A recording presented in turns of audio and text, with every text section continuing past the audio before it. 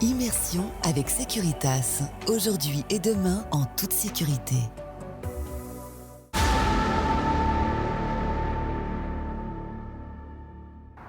Bonsoir, il célèbre ses 50 ans. Immersion vous emmène avec le groupe d'intervention de la police genevoise.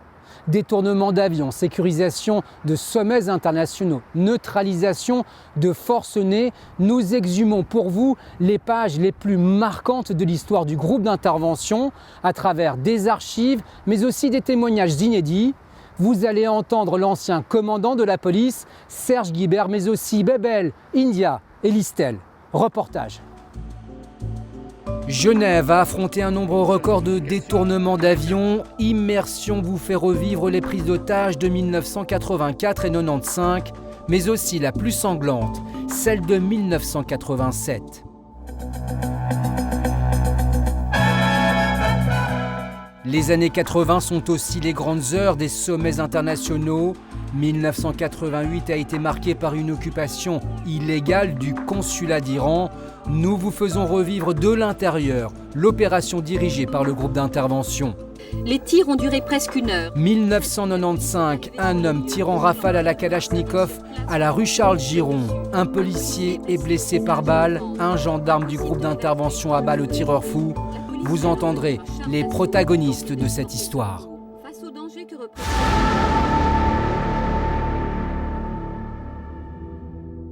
Le 6 septembre, cette cérémonie dans le stade olympique signe la fin de la prise d'otages sanglante. Les Jeux olympiques de Munich, en 1972. Les terroristes de Septembre Noir sont entrés dans le village olympique avec des armes dans leurs sacs. Un groupe terroriste palestinien prend en otage des athlètes israéliens dans le village olympique. Les terroristes palestiniens réclament la libération de 200... Sous les objectifs des médias du monde entier, ce drame finit dans un bain de sang. 13 otages sont abattus. Ce drame a été un choc pour les démocraties européennes, suivi d'une prise de conscience. La nécessité de se doter d'une force d'intervention spéciale capable de faire face à des actes terroristes. Le groupe d'intervention de la police genevoise a été fondé quelques mois plus tard, en 1973. L'emblématique commandant Guy Serge Baer rejoint la police 1 an plus tard. Il se souvient. On a senti qu'il y avait une urgence, c'était évident. Et on voulait être prêt avant que ça arrive sur Genève. Et donc on a un peu choisi à la gendarmerie tous les profils des gens qui avaient fait l'armée, les grenadiers, etc. C'était le profil de base. On est parti sur une vingtaine de gendarmes.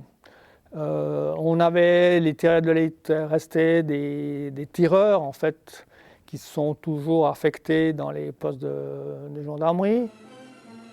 10 ans plus tard, le groupe d'intervention fête son anniversaire en grande pompe. Démonstration de chiens, exercices de grimpe, dépose en hélicoptère. Les GI de l'époque montrent toute l'étendue de leurs compétences. En quelques années seulement, le groupe d'intervention a rapidement évolué pour faire face au terrorisme, mais aussi aux problèmes quotidiens de sécurité publique. D'où aussi le développement en parallèle des unités du groupe mobile qui devaient sécuriser la nuit les rues de Genève. Et puis ça, c'est les succès tant les nombres d'arrestations ayant été assez importants. On a monté ce groupe en une brigade.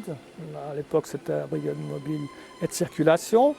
Puis, devant aussi le succès de cette réserve, qui est devenue la réserve opérationnelle de la gendarmerie, on a créé la brigade d'intervention qui regroupait à ce moment-là les groupes d'intervention et les chiens. 7 mars 1984, un Airbus d'Air France atterrit à l'aéroport de Genève. Il s'immobilise en bout de piste. 9h15 à Genève, le Boeing détourné juste avant son atterrissage à Roissy vient de se poser en bout de piste. L'auteur du détournement a agi seul. Titulaire d'un passeport algérien, il veut se rendre à Tripoli, en Libye, et demande donc un plein de kérosène. À Paris comme à Genève, mise en place immédiate d'une cellule de crise. 1 heure plus tard, 7 passagers sont libérés. On remarque la discrétion des forces de police qui se tiennent à distance. Bebel, c'est son nom de code, est entré au groupe d'intervention à cette époque-là depuis peu. Il raconte. C'était un terroriste qui avait un couteau. Il disait qu'il y avait une bombe dans la soute. Là, on s'est mis en place autour de l'avion. Comme moi, j'avais qu'une année de GI, donc j'étais pas en première ligne. Pour finir, des membres du groupe se sont déguisés en steward. Ils ont amené la nourriture et puis un plateau avec des boissons. Ils ont pu approcher le terroriste avec ça. D'après ce que je me rappelle, ils lui avaient lancé le plateau à la figure. Ils lui ont sauté dessus. Un des GI a pris un sac où il y avait la bombe. Et il est parti en courant à travers le tarmac pour la mettre le plus loin possible. Ce qui nous avait fait rire en ce temps-là, après, disons, c'est qu'il tenait la bombe à bout de bras comme ça, comme si ça sautait, il n'était pas touché. On en riait encore après. Tout avait bien fonctionné, en l'occurrence, et ça donnait beaucoup de motivation et de confiance au groupe. 24 juillet 1987.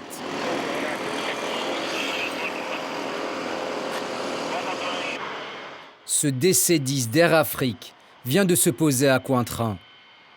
À l'intérieur, Mohamed Hussein Hariri, un membre du Hezbollah, a pris le contrôle de l'appareil. Il veut se rendre à Beyrouth. Le groupe d'intervention est mobilisé. Bebel en fait partie. Il y a des collègues qui étaient déguisés, des GI qui étaient déguisés en mécaniciens, qui étaient montés plusieurs fois dans l'avion pour dire on ne peut pas décoller tout de suite, c'est pas possible, on a des problèmes, ils ont tout inventé. La situation dérape lorsque le pirate de l'air abat un passager français. Selon le commandant Baird, ce drame aurait pu être évité. On l'avait dans les mains, le gaillard, Hariri. Et les GI qui entraient, ils ont été fouillés par Hariri. Donc ils sont repartis, mais en descendant l'escalier, ils se sont dit non, on ne peut pas, on remonte. Cette fois-ci, au pire, on aurait pu être armés, puisque cette fois-ci, il ne les a pas fouillés la deuxième fois, mais ils étaient remontés pour vraiment liquider le cas tout de suite. On a demandé quelque chose, c'est-à-dire de le faire, d'intervenir à ce moment-là. Et là, on a reçu un refus d'état-major de crise. Donc, on a quitté l'avion. Et ça, c'était une grave erreur. C'est alors qu'un groupe de passagers se rebelle contre le pirate. L'un d'eux raconte. On était à 5-6 gars décidés, surtout dès qu'on a entendu parler de Beyrouth, il n'était pas question de partir. Et quand, au bout d'un certain temps, on s'est concertés ensemble, on est parti derrière les sorties et on a ouvert les portes. La suite est une scène de panique. Les passagers cherchent à quitter l'appareil par tous les moyens, se blessant très sérieusement pour certains. On a regardé dehors, par où on était, puis on a vu les toboggans qui étaient ouverts, des gens qui sautaient en bas l'avion. C'était cassé les pieds, les chevilles, les tibias. Là, on est parti en courant à travers le tarmac depuis où on était, mais sans gilet pare-balles, sans casque, sans rien, comme on était. Puis on est monté dans l'avion. Moi, je suis arrivé dans les premiers en haut de l'échelle de couper. Il y avait je m'en rappelle toujours cette image. Les pilotes étaient juste à la hauteur de l'entrée du cockpit. Puis ils nous montraient où était le terroriste. Alors là, on est rentré. On a entendu d'être plusieurs. On est rentré en braquant les couloirs. On voyait quelqu'un au fond qui était assis. On arrivait vers lui, on l'a braqué, on lève les mains, il ne bougeait pas, puis on ne sait pas qui c'était. Puis en fait, c'était le deuxième passager qui devait se faire tuer par le terroriste. Il était dans son siège, comme ça. Puis je sentais qu'il était foutu, je pense. Ouais. On s'est préparé, on a tiré les rideaux, on est rentré, il n'y avait personne, il y avait encore des autres rideaux. Et moi, je tire le rideau en direction de l'économie classe. Et il y avait quelqu'un devant moi, je l'ai braqué comme ça. Puis à ce moment-là, il y a eu un coup de feu. J'ai dit, en une fraction de seconde, je dis, mais j'espère que c'est pas moi qui ai tiré. Et puis je me tourne et je vois une jambe entre deux sièges qui étaient en l'air. C'était un steward qui avait sauté sur le terroriste qui venait de tirer sur un membre de l'équipage. Il avait pris une balle, il était à 1 mètre de moi, il a pris une balle, il est tombé par terre. Et après, nous, on est partis se battre pour choper le terroriste. Et je me rappelle toujours, on poussait le steward, lui, il était là, oh, je vais le tuer. Pendant qu'on se battait, il y a un autre steward qui arrivait avec une hache. Parce que dans les avions, il y avait des haches, si jamais s'il y a un amérissage, voilà, pour casser. Il arrivait avec une hache, il était en train de... il l'aurait tapé dans le tas, on aurait pris des coups de hache. Lui, il l'a braqué pour l'arrêter. Et ça, il a posé sa hache et après il est sorti. Puis après, on a réussi à sortir le terroriste. Et au moment, on l'a mis dans le couloir, au moment où on a voulu le menotter, dans l'oreillette, on a entendu sortir d'urgence de l'avion, il est piégé, ça va sauter. Alors on a pris le gars, le terroriste, on l'a tiré à l'extérieur.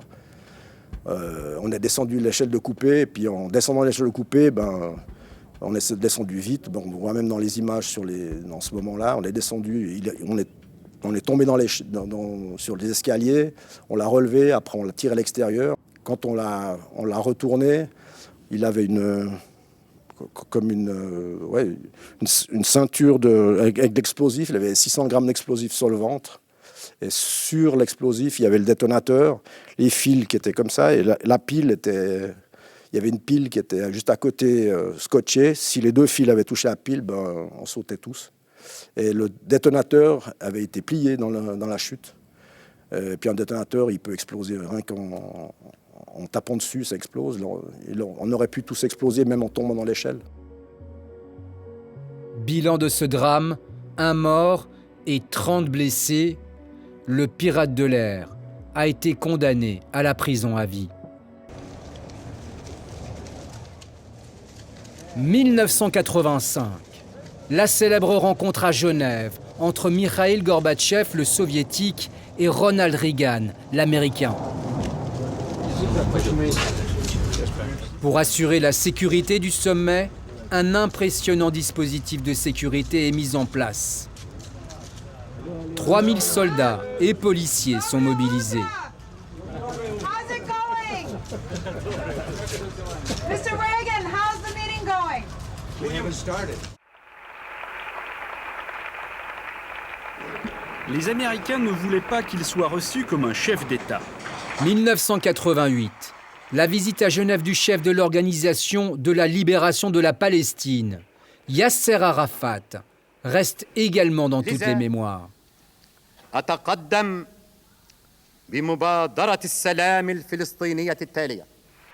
Des événements historiques qui ont marqué le groupe d'intervention. On engage les tireurs d'élite, on engage les GI comme des groupes d'urgence pour intervenir à gauche et à droite. Le cas échéant, on intervient. Le GI faisait aussi la protection rapprochée de personnalités extrêmement exposées, respectivement des escortes tout au début. Le GI, c'était vraiment un peu le couteau suisse dans le dispositif. Alors que la conférence sur la Palestine s'achève, un autre événement mobilise le groupe d'intervention.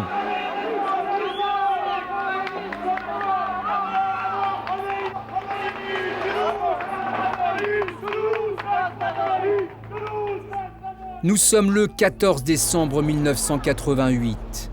6 opposants au régime iranien de l'ayatollah Khomeini occupent le consulat d'Iran à Genève, à la rue Claparède. Ils jettent par la fenêtre des documents destinés, disent-ils, à prouver l'espionnage auquel se livre le consul d'Iran. Ils réclament aussi la libération de prisonniers politiques en Iran. Après plusieurs heures de négociations, la police décide de reprendre le consulat par la force. Ces images de l'assaut ont été tournées par la police.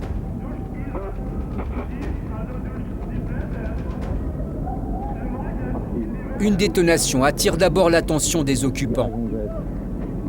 On a fait venir par les fenêtres. C'était une spécialité un peu genevoise, de pénétrer par les fenêtres, par rappel ou sur les balcons. Et puis, comme on ne pouvait plus utiliser les explosifs, donc on est passé à côté de la porte, on a démoli le mur de briques qu'il y avait à côté. C'était une action simultanée, mais toujours est-il que pour l'adversaire, ça venait de trois côtés en même temps, c'était intéressant.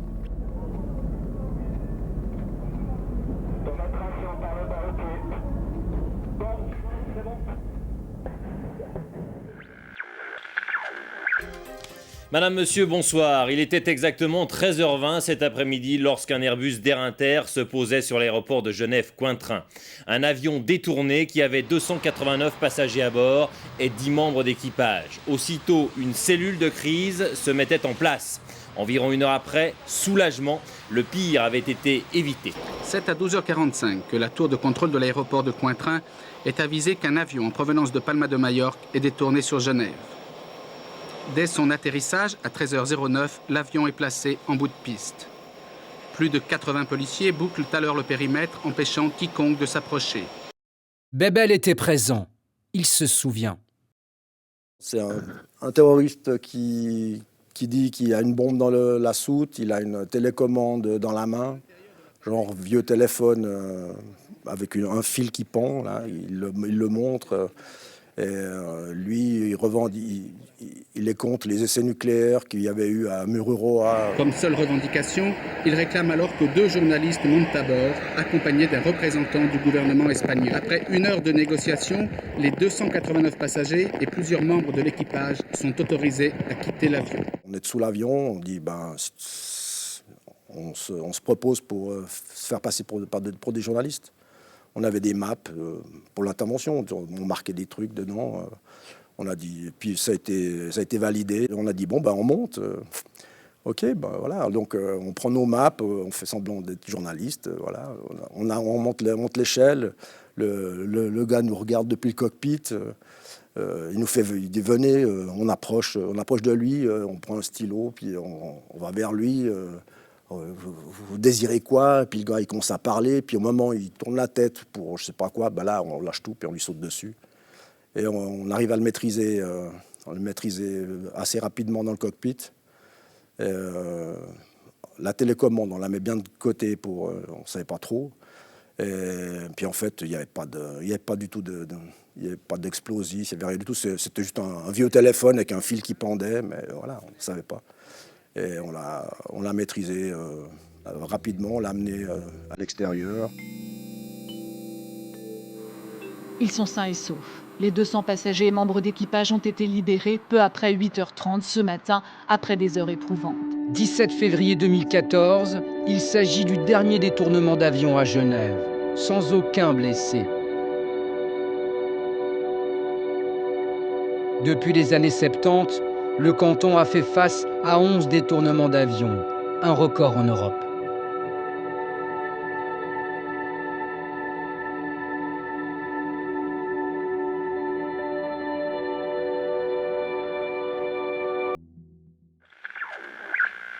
Mesdames, Messieurs, bonsoir. D'abord, ce fait divers. Cela a duré plus de 45 minutes. 45 minutes d'angoisse dans un quartier de Genève.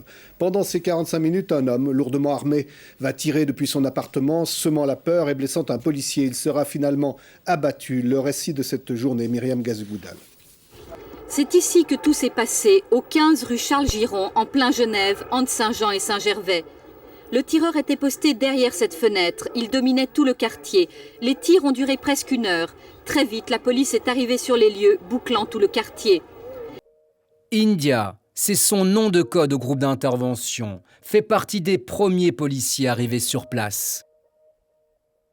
Au moment où on veut visualiser, si on veut bien, où est le tireur, on passe la tête à un angle de rue et on se fait tirer dessus, on prend un projectile nous touche juste en dessus de la tête. Quand la première voiture de police arrive sur place, le forcené tire dessus. Un policier est blessé au visage et au ventre. Impossible de l'évacuer tant le feu est nourri. Le policier blessé, c'est lui. Près de 30 ans plus tard, il témoigne. On a entendu une détonation et j'ai ressenti une douleur au visage. Et à savoir que j'avais été touché par un ricochet au niveau de la joue gauche. Et on est allé se réfugier derrière un véhicule en stationnement. On a commencé à essuyer d'autres coups de feu. Par moments, la personne en question tirait coup par coup. Par moments, il tirait en rafale.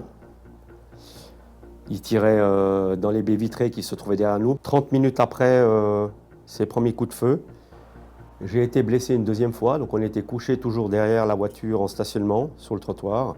Et j'ai été blessé par une balle dans le thorax. Et là, j'ai touché mon torse et puis j'ai vu que j'avais du sang. Là, tout s'est accéléré. On sent que ça va... c'est pas habituel. On se dit cette fois c'est vraiment pour de vrai. Et je vais au fourgon chercher une arme, un fusil. Et là, il me tend le fusil et il me dit c'est chargé. En me regardant vraiment dans les yeux, 100% de confiance. Et là, je me dis, je le sens que ça va arriver. Rapidement, une position pour observer discrètement le tireur est trouvée, juste face à lui, sur un balcon, à 80 mètres. Donc on était derrière un de ces paravents qu'on met sur les balcons en bambou. Alors on a juste fait un petit trou pour passer l'arme à travers. Et il continue, je donne les informations et ça tire et ça tire. Il se rasseye, il recharge son arme. En bas de l'immeuble, la colonne d'assaut du groupe d'intervention attend une opportunité pour monter dans les étages jusqu'au tireur fou. Bebel était en première ligne. Il raconte. Il tirait partout, nous on s'est infiltrés dans l'allée. Et à un moment donné, on voulait monter les escaliers pour intervenir, mais lui, il a dû entendre du bruit. Puis c'est des escaliers un peu en colimaçon qui, depuis le 6e ou 7e, on voit tout. Donc nous, on était au rez-de-chaussée. Et lui, il s'est penché, puis il nous a vus, puis il a tiré. Les balles ont tapé autour de nous. Et on ne pouvait pas monter. Lui, après, il remontait, il retirait dehors. C'était impossible de monter. À tout moment, il redescendait, il nous tirait dessus. Mais rien n'y fait. Il tire sur tout ce qui bouge, dans les escaliers et à l'extérieur du bâtiment. La situation est très tendue. Il faut trouver une solution pour exfiltrer le policier blessé.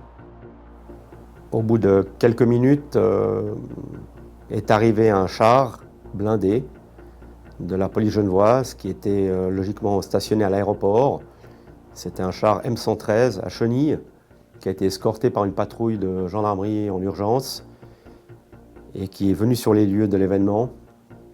Parce qu'en fait, ce qui était prévu de faire, c'était de venir dans la rue, de pousser les 2 véhicules de patrouille qui étaient stationnés en 2e position, mon véhicule de patrouille et celui des collègues qui nous suivaient, pour pouvoir venir s'interposer entre le tireur et nous, pour pouvoir nous extraire de la rue. Le char entre dans la rue, mais au bout de quelques mètres, il fait machine arrière. Le commandement doute de sa capacité à résister aux tirs de la Kalachnikov. De son côté, India maintient sa position de tir sur le balcon, à 80 mètres du tireur. Le gars tire, dès qu'il entend du bruit en bas, il tire. Ça dure comme ça va assez vite, et là, je demande l'autorisation de tir. Donc là, stop du chef d'intervention. Des demandes, c'est passé jusqu'au Conseil d'État. Personne ne répondait au Conseil d'État ce jour-là. Et c'est le commissaire de service qui a donné l'ordre de feu.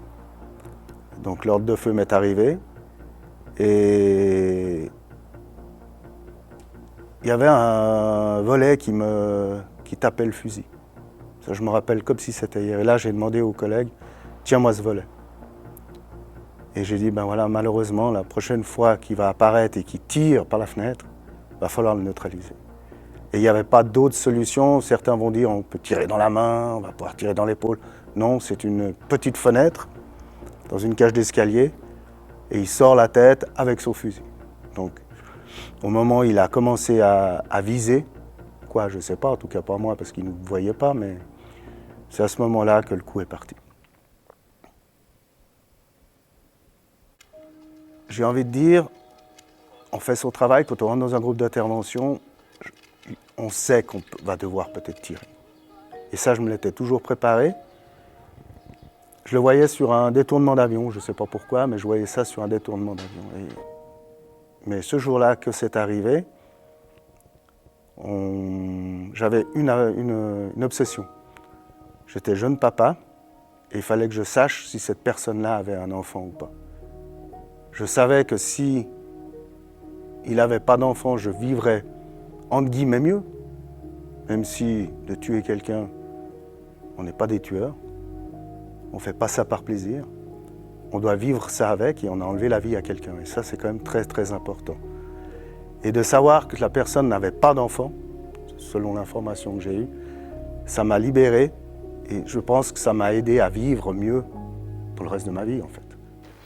L'enquête suit son cours pour tenter de connaître les raisons qui animaient le tireur, mort à 56 ans.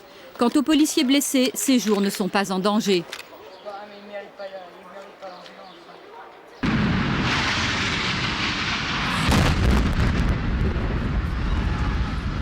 Quelques années plus tard, le 11 septembre 2001, l'attentat du World Trade Center marque un tournant historique qui impacte le monde entier. Une date qui marque le retour du terrorisme, mais sous de nouvelles formes. Dans ce contexte, le groupe d'intervention de la police genevoise joue aujourd'hui un rôle central. Le mois prochain, nous vous emmenons en mission avec le groupe d'intervention. Maniement de l'explosif, fusil à pompe, tireur d'élite. Vous verrez tout le savoir-faire de ces gendarmes, considérés comme le bras armé de la police genevoise.